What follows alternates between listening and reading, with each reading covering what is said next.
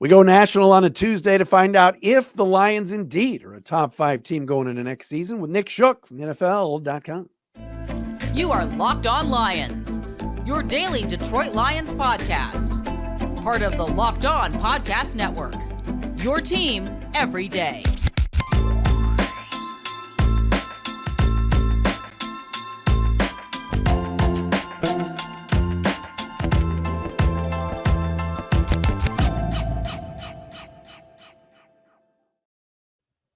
And what's good, everybody? Matt Derry back with you. Another edition of Locked On Lions right here on the Locked On Podcast Network. Your team every day on a Tuesday, February 13th, Fat Tuesday. Happy Punchki Day, everybody, into Wednesday, February 14th. Thanks for making us your first listen, checking us out wherever you get your podcast. Locked On Lions today, brought to you by FanDuel. Make every moment more. Right now, new customers get $150 in bonus bets with any winning $5 bet. That's $150 if your bet wins. Visit FanDuel.com/lockedon to get started. A lot to cover today. Our guest, Nick Shook. Saw him on the NFL Network. And, of course, you read him at NFL.com, fresh off coming back from Vegas, where Nick is glad to be back in the Midwest. Aren't you, sir? Yeah, I'm hoping that the lighting I have in here is not too bright and you can't see the bags under my eyes too much. 8 days in Vegas is too long for anybody, but it was a lot of fun covering the Super Bowl. And we had another great Super Bowl to watch with a thrilling finish 2 years in a row. 8 days. Wow. Yeah. Sunday to the following Monday. And I have never looked forward to a flight more in my life than that Monday flight yesterday. When did it hit you? Were you like walking the strip like on Wednesday going, this is ridiculous? Yeah. So I spent Tuesday, Wednesday, Thursday going to Niners, did opening night on Monday night. And then Friday was like a tie up loose ends type of day. And that's when it hit me, going up towards Caesar's Palace and just the sheer amount of humanity. I mean, not only was the strip a parking lot, but the people on the sidewalks were wall to wall, street performers, people stopping to take photos. There's television network sets along in front of the Bellagio, CBS. People had to stop and take pictures. No matter where you went, inside hotels, restaurants, anywhere, just a sea of humanity. You couldn't find the only quiet place was your hotel room. And that, that's exactly what I think the NFL wants, is a buzz in a city. But Vegas is usually kind of like that. It was amplified times 100 because of the Super Bowl. It really picked up Thursday, Friday, Saturday in through the game. And it was right about that point where I was like, oh, I'm tired. Like, let's get to the game already. I'm ready to get there. I want to get to the game in a second with you because obviously you were there, but I've got breaking news. The Lions today signing Matthew Betts from the BC Lions, who led the CFL in sacks. How does that translate in your mind, Nick, when you go out? And the Lions obviously need another edge rusher opposite of Aiden Hutchinson, but here they are going out and getting the best sack artist in the CFL. Will that translate, do you think? Lions to Lions. It's not worth, or it's not, nothing wrong with taking a shot, taking a flyer on a guy who put up good numbers in Canadian football. I'm not going to sit back and be like, hey, this makes them the Super Bowl contender. I already think they are, but anytime you can add quality depth to a rotation on the defensive line, and especially opposite a talent like Aiden Hutchinson, I think it's a positive. And I like that, Brad Holmes is turning over every stone here in February before we even get to free agency. Let's get ahead of the game here. Let's add this talent, see if we can, supplement what we have going and better position ourselves for another run at an NFC title next year. Of course, when you were in Vegas, the report came out, Hassan Reddick seeking a trade. The Eagles are allowing his agent to look around. Should the Lions be calling in your mind? I don't see why there isn't an issue, because the thing is this comes down to money. The Eagles are just not going to pay what's left on his contract. He's only got a year left on it. And it's time. This tends to happen with guys, especially at his age, where they get to the end of the contract. They say, it's time for us to part ways, get younger, and maybe you can find a suitor elsewhere. I honestly think that it might be in the Lions' best interest to wait it out and see if the Eagles just end up either restructuring and keeping him, kind of like a Darius Slay situation last year, or they just move on from him entirely and you can pick him up in free agency at a reduced rate. Because money-wise, it's not like you're up against it entirely. You have the room for it, and he is a talent that would immediately make you better. But I'm also a frugal type of general manager, pseudo general manager. So, I'd like, you kind of feel it out. You see, like, if the compensation's too high, then you walk away and see what happens with him. Vegas odds already out for next year, and the Lions are fifth best odds to win the Super Bowl. I think it's Buffalo, Baltimore ahead of them, and obviously Kansas City and San Francisco. Is that accurate in your mind? And how confident are you that this Detroit team bounces back from what happened in San Francisco a few weeks ago and takes the next step? I actually think Detroit should be higher than Buffalo because Buffalo, in my opinion, like a lot of what they did this offseason was run it back, and running it back got them to a place that they're familiar with, the divisional round. And there are areas that they need to address. I don't know if I necessarily see the potential being as high as Detroit, who is operating in a good situation right now where they can, basically run it back again. And if a few things go their way, they're probably in the Super Bowl anyway. Now, I could see why you place them lower because they're on the same side of the bracket as the 49ers. That makes sense. But putting them behind the Bills does not make as much sense. I think the Lions have some of the best, I don't know if I would say odds, but best chance of running it back again. I mean, they didn't lose anybody significant. They got Ben Johnson to stick around. I mean, everything looks like let's just stay healthy and do it again. That's the biggest part, is staying healthy. Whereas, Kansas City is going to have to try to upgrade its receiver room. They're going to have some departures on defense. You see that happen in a number of different places. Baltimore, I'm sure, will be right there again, although they have some they have some questions to answer for how they operated their offense in the AFC Championship game, because that was a terrible performance by Todd Monken and not playing to his team's strengths. But I think the Lions, I mean, I'm not a betting man. I'm not allowed to bet because I'm an employee of the league. But if I had to assign, my confidence points to it, Lions are right up there getting the most confidence points in the NFL right now. You look at how it ended, though, in San Francisco, and look, my listeners and viewers do not want to rehash this, Nick, but I understand. Did you watch it all on Sunday when you were sitting there in Vegas and in the stadium going, man, Detroit could hang with either of these teams. Detroit could have won the Super Bowl. To me, watching that game, I felt like I know the Lions' deficiencies in the secondary. I know they don't get much pass rush outside of Hutch, but man, they could have hung with those teams the other night. Yeah, I think they could have hung with the Chiefs just like they did in week 1, because the Chiefs' strength was not the explosive play this year. It was the underneath stuff, and I felt like the Lions were pretty equipped to that. But I also heard Ravens fans saying the same thing. How do we lose to the Chiefs? And they turned the ball over. And how did the Lions lose to the 49ers? So they let the big wave of momentum crash over them, and they drowned in it. And that was basically it. You would love to run that game back again and see if it plays out differently, because they certainly look like the better team in the first half. But it is what it is. I ran into a Lions fan at the Madden party on Friday night, and he goes, we got close. Could have been there, but, there's always next year, and we're feeling really good about it. And that's how I feel about the Lions. I feel really good about their potential. I think they can keep up with anybody in the NFL. Niners, Chiefs, Ravens, anybody. They can keep up with them. And we can keep going down the list to all the other contenders, because we know 40% of the playoffs turn over every year. So there's going to be some new participants next year. But one of the teams that I feel pretty confident is going to be back next year is the Detroit Lions. And the only team that really stands in their way is the Green Bay Packers. I was going to add that you stole my thunder. That's a great segue. Obviously, the division will be better. Yeah. The Bears can't get much worse. You think with the Vikings, if Cousins comes back or they get a viable quarterback, it's not a terrible team. And of course, Green Bay really came on at the end. How do you kind of handicap this? And do you expect some of your media brethren to hop on that Packer bandwagon? Yeah, absolutely. Anytime you have a captivating quarterback like Jordan Love, you're going to get, scores of supporters, and everybody kind of got caught, overlooking the Packers to the point that, we saw them get all the way to the divisional round this past year. Probably I was one of them, and understandably so. They had a lot of talent, but a lot of that talent hadn't come together, especially on the defensive side of the ball. And they just saved some of their best defensive performances for the postseason, in the way that they played against the Cowboys in the first half against the 49ers as well. I feel like the Packers and Lions are going to be neck and neck for most of this year.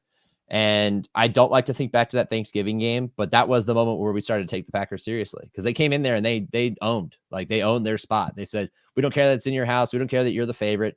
We're going to prove to all of you right now that we're just hitting our stride. And they're a scary team. They are a scary team. They were the youngest team in the NFL. They got a young quarterback. All those pieces are starting to mesh together. Matt LaFleur's got complete control of that offense, because these are young guys who don't check out of his play calls, and he can kind of be the offensive genius that is manipulating everything from the sideline. It's all working out quite well. If their defense gets better, they're going to be an even scarier team. But I also have just as much confidence in the Lions. So I think it's a 2-team race for the NFC North next year.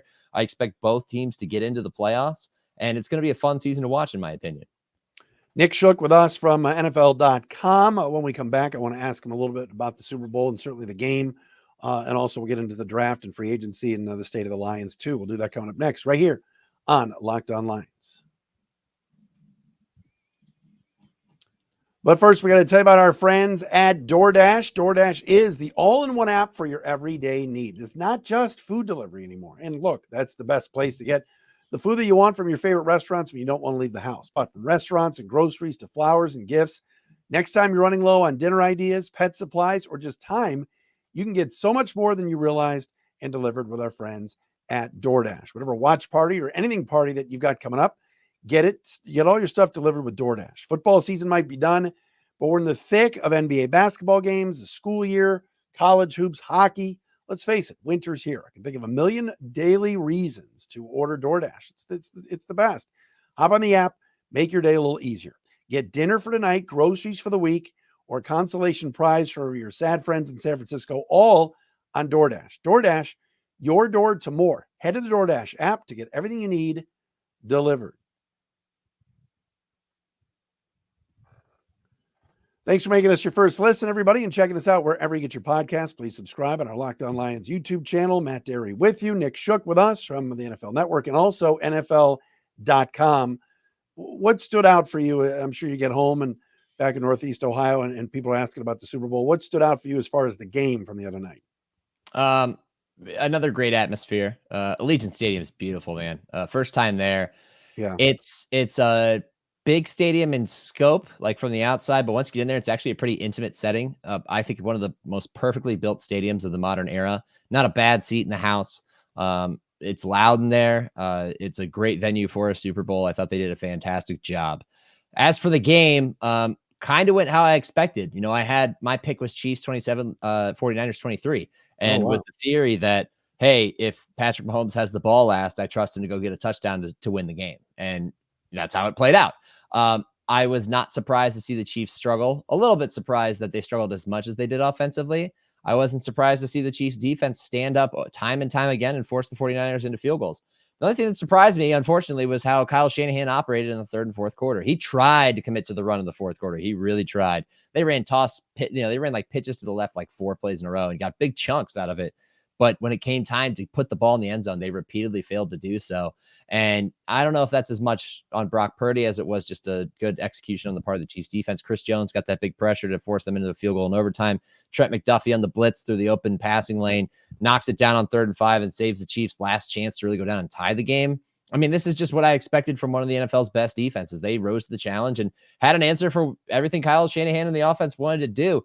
It was a tightly contested game, a thrilling game, and in the end, my trust in Patrick Mahomes was proven right by the way they went down the field in overtime and scored that touchdown. I could have sworn they were going to push Travis Kelce into the end zone on the play prior. I was like, oh my God, this is how it's going to end. And the general population's heads are going to explode because of the whole Taylor Swift and everything else. If Travis Kelce scores the game-winning touchdown with his team pushing him in, and obviously that didn't happen. But Mecole Hardman, that's a fun story. Did nothing with the Jets this year. Did nothing with the Chiefs when he got traded back there. Catches a 52-yard pass, does nothing, and then catches the game-winning touchdown. It was fitting for that game, for that team, and their story this year.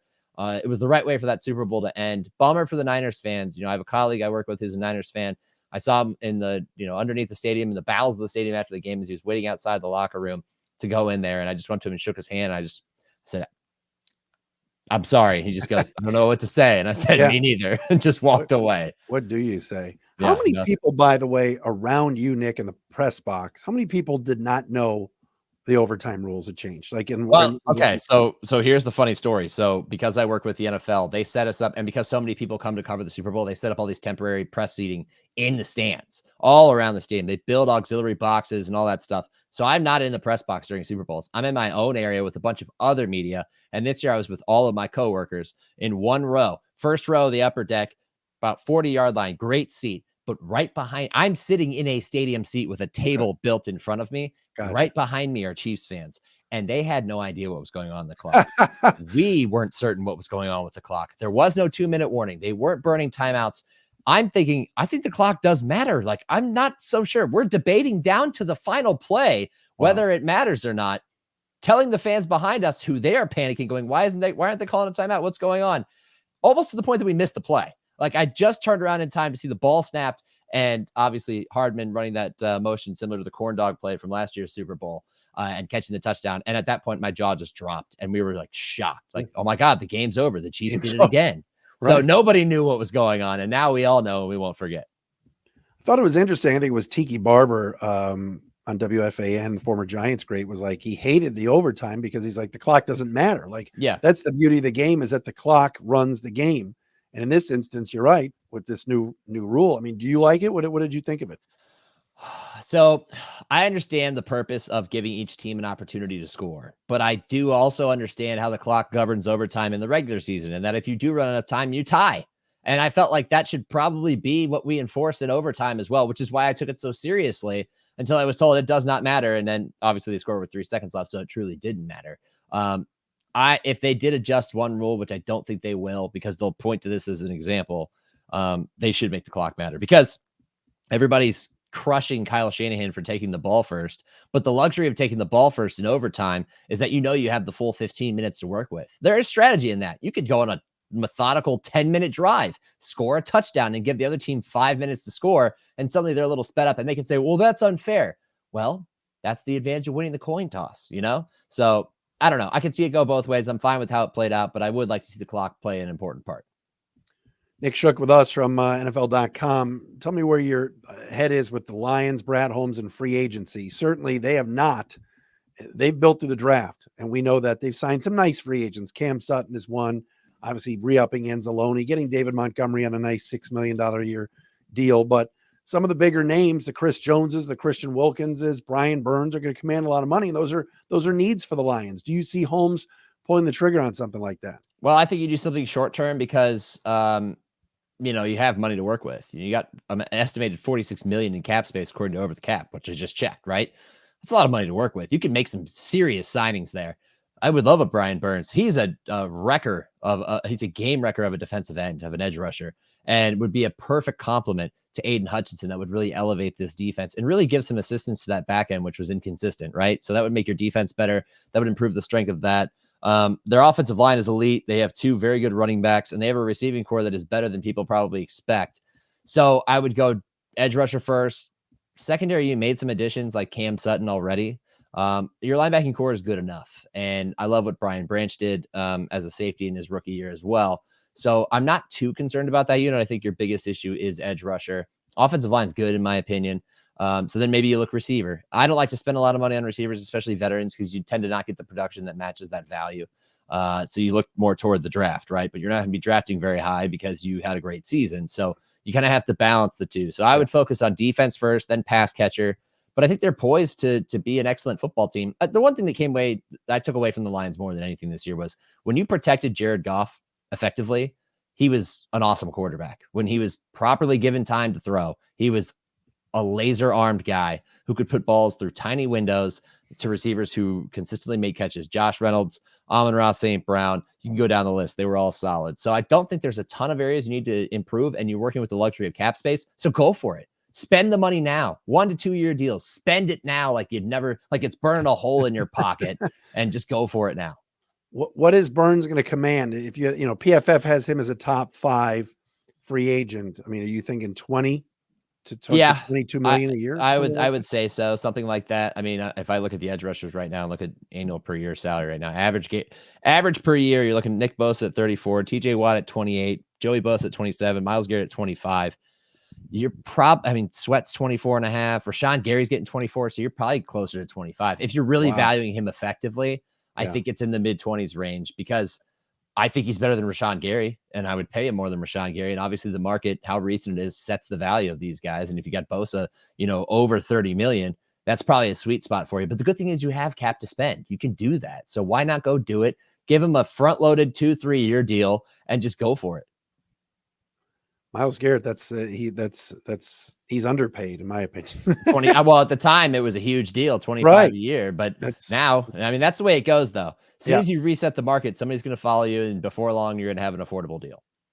These teams that have spent, sometimes obviously the Jets, was it years ago, and the Eagles too, to an extent, it just never has been Brad Holmes's thing. But obviously now, Nick, this is a go for it time. I mean, the window is going to be wide open for a while, but the short window now to win and get back there to the NFC Championship game, it's right there. So the key is don't spend just to spend. And I've seen teams do this in the past, and their fan bases are irate when they don't spend just to spend.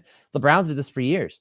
We have $68 million in cap. Why are we not spending it on the highest priced free agents out there? Because the free agents out there aren't worth that in actuality. Right. They might be because they're the best player in the class, but maybe the class stinks. Why would you overpay and get saddled with these guys? They've done it in the past. A lot of teams have done it in the past, and they're stuck with bad contracts. And I think Brad Holmes has taken a measured approach and realized that the best way to win is to build through the draft and be strategic with how you add players and spend your money so that you can get in a position like you are now where you can go get a guy who's actually worth that money, like a Brian Burns.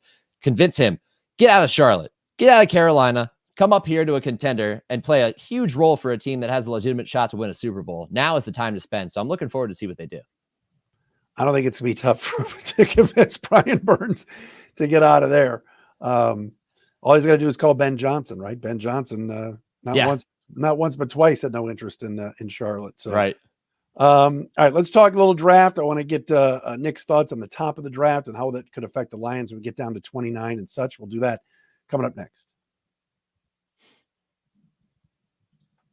First, though, we're brought to you by our friends at FanDuel. Get buckets with your first bet on FanDuel, America's #1 sportsbook, because right now, new customers get $150 in bonus bets with any winning $5 bet. That's $150 if your $5 bet wins. Bet on all your favorite NBA players and teams. Is now really that sports taking center stage with the Super Bowl done. You got quick bets, live same-game parlays, exclusive props, and more. Just visit FanDuel.com/lockedon and shoot your shot. Heck, bet on the Pistons. They're actually not playing all that bad. FanDuel, official sportsbook partner of the NBA.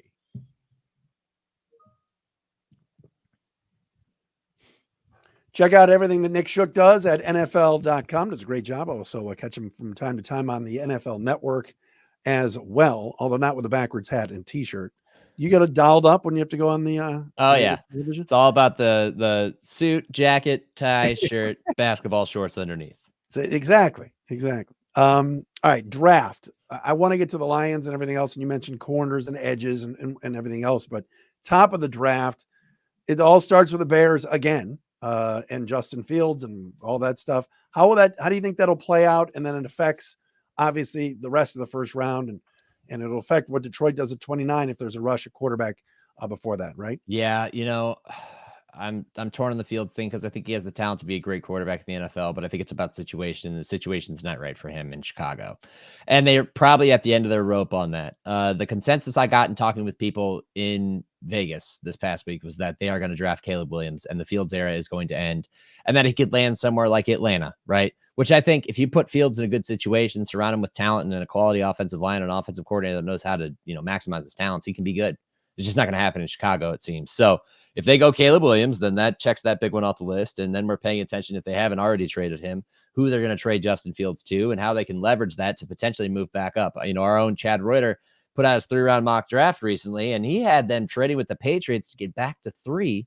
Wow. Give them Justin Fields and take Marvin Harrison Jr., which would be an incredible pairing with Caleb Williams. And my problem is that you're kind of putting Caleb Williams in the same situation that you put Justin Fields in. And unless he's a generational talent, is it worth that risk? I understand the resetting of the clock and how the Bears as a franchise right now, they're not, the new wave of billionaire owners. This is a family that owns this team as their business. So they're not as flush with cash as some of these other owners who can just spend like crazy. And they're trying to build a stadium right now. So money does matter. Resetting the contract clock does matter, which is why I think that the Caleb Williams thing is going to happen, but is he going to have a higher ceiling? That's something that we're going to have to see, played out in front of us. And I tend to think that the odds are lower that he's going to be that good. But again, if that's how you feel, that's how you feel. And that'll really set off the rest of the draft because you could go in a number of different directions. If they stay at 1, obviously they're benefiting from the fact that they traded out a year prior. You got Washington at 2. Where do they go? They need a quarterback. Who do they think is a quarterback worthwhile at taking it to? At one point, it was Drake May. Chad's mock draft, he's got Jaden Daniels out of LSU, who put up crazy numbers for a team that just didn't have a good enough defense to win enough games for him to be in serious consideration outside of award season. And then you go down to 4, and it's Drake May going to Denver, according to this, but that's a projected trade with the Cardinals. So a lot of craziness could happen at the top of the draft. It's going to be a really captivating draft, I think, and it's all going to start and revolve around quarterback in the top half of the first round. I would think that Brad Holmes would want a corner at 29. But what's interesting is with this run of quarterbacks, that means some guys slide down. And that obviously would be the best case scenario for the Lions, right? Yeah. And I think when you pick at the bottom half of the first round, you're going for value, maximum value. You can draft for need if it fits with value. And that's when you get presented with a few different opportunities, but you're not in the top 15 picks. So It's more about, I think, best player available, even in the first round. Luckily, as we discussed, they could use an edge rusher. They could use a corner. They could go get a Brian Burns or a Hassan Reddick and answer that and then pivot somewhere else. They could trade up. They could trade down. They could add a receiver if they wanted to as well. Let's say the kid like Florida State's Keon Coleman, who transferred there and had a great year until Jordan Travis got hurt, was one of the best, transfer portal guys in college football this year. We know him well up here. What if he lands? Yeah, I know. And former Michigan State kid, right? What if he lands the Lions? You get two kids who are local products with Donovan Peoples-Jones being acquired, in the middle of last season and kind of continue that story. There's a number of different ways you can go because you're drafting so late. You kind of have to let the draft play out in front of you and then make your decision there. But we do know that they have a few needs that they could address. You did give us something to think about because last year, obviously, it wasn't need, at least the first two picks. I mean, to take Gibbs at 12 and Campbell at 18 Jack Campbell in the first round, you already have linebackers. Gibbs at 12, you already have David Montgomery. Yet both those guys pop pretty well. And we saw the vision though, right? Like we saw that they were rebuilding the backfield and they wanted to go get a guy that was their guy. And honestly, everybody killed them for their picks. Yes. Their first 4 picks, the valuation, they were overdrafted. All those guys, Jack Campbell was probably the worst of the 4 and he wasn't even that bad. Like everybody else proved to be really good picks. And I loved it because at the time I'm getting asked, the Lions had a terrible first and second round in the draft. No, they didn't. They trusted their gut. They went after their strengths and the guys that they liked the most, and they all produced. So guess what? Eggs on your face, pundits. Let's not give draft grades 2 nights after the draft. Let's give them a couple of years. Give them 1 year. Because I bet you right now they look back and think, we were wrong. We were definitely wrong about those picks. Those guys all produced. Real fast, because you're around this area, but you're in the other state. JJ McCarthy. I mean, where are you on him, and what are NFL people telling you about him? I've had discussions about this, and I looked at Chad's mock draft today, and I saw him JJ going, I think 13th to the Raiders, which I think is way too high. But the way that this quarterback class kind of shakes out, it looks like who is the 3rd or 4th quarterback off the board? Is it JJ McCarthy? Is it because he's a proven leader and a proven winner with Michigan and won a national title and Jim Harbaugh thinks the world of him that he ends up going in the first round? That pick more than anything is going to come down to situation because I don't think his ceiling on natural ability is as high as people think. He's got some sneaky mobility that I think could play a factor in his NFL career, but I'm still on the fence about a lot of his skills and how they translate to the NFL. So if he gets picked in the first round, I'm not going to set high expectations on him. I would hope that he goes somewhere that's not going to throw him immediately into the fire. Not that he's not capable, but just because if they're throwing him right in the fire, that means that they don't have anybody else, which means the situation is probably not very good, which means that his potential is going to be lowered. So ideally he ends up in a situation where either needs time to learn or he's going to be with a team that protects him well enough to be able to operate. And that's the biggest thing for me. Situation at quarterback matters almost more than talent alone. CJ Stroud is a great example of that. They had a franchise left tackle in place, receivers that could work with him and Nico Collins, even veteran Robert Woods. Then they go take one of my favorite receivers in the draft last year, Tank Dell, and they form an instant bond. And he flourishes, but he flourished because of offensive coordinator Bobby Slowick, who knew how to scheme an offense around his strengths. If McCarthy ends up in a similar situation, he could surprise a lot of people, but we can't tell where that situation is going to be right now in February. He is one of the best. Nick, thanks so much for coming on. Thanks for having me, man. I appreciate it. You got it. Nick Shook with us from NFL.com. This is a Tuesday edition of a Locked On Lions.